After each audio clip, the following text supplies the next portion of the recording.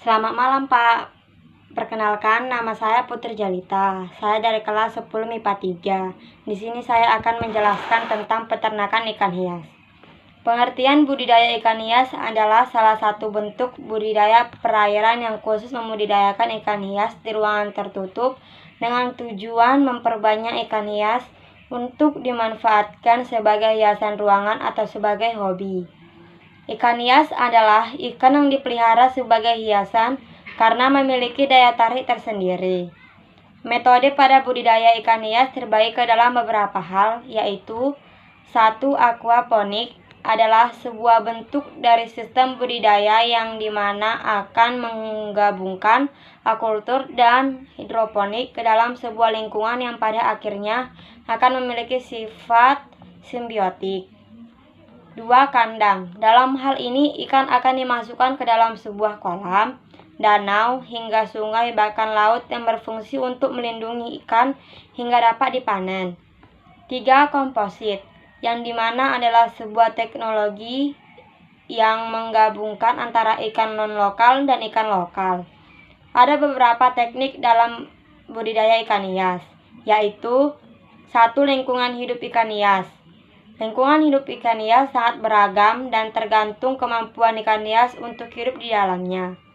Keadaan air, suhu lingkungan, derajat keasaman, serta kandungan oksigen yang sangat mempengaruhi lingkungan hidup ikan hias. Untuk itu, dalam membudidayakan ikan hias haruslah sesuaikan dengan kondisi lingkungan air di sekitar kita. 2. Pakan ikan hias. Pakan yang diberikan kepada ikan hias sebaiknya pakan alami dan buatan. Pakan alami contohnya seperti infusoria, kutu air, jentik, nyamuk, cacing sutra, serangga, altemia, kodok, dan lain sebagainya. Sedangkan pakan buatan seperti pelet yang kadar proteinnya sudah diatur dan sesuai dengan kebutuhan pertumbuhan ikan hias.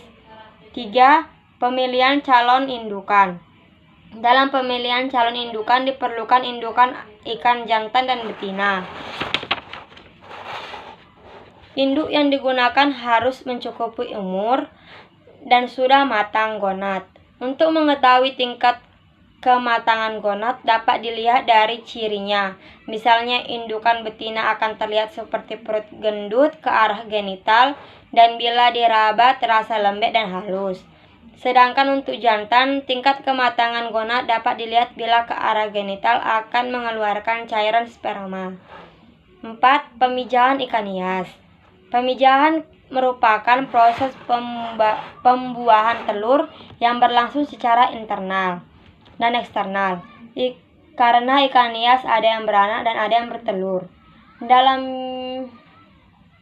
proses pemijahan diperlukan media, bahan, dan alat untuk pemijahan.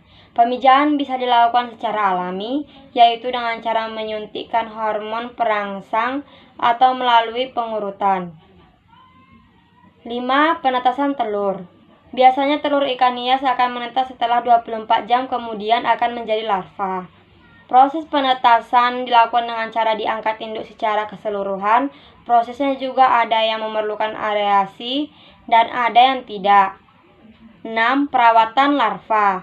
Larva ikan dapat dirawat dengan cara ditempatkan pada akuarium, hapa, kolam, bak plastik, fiberglass, serta wadah lainnya.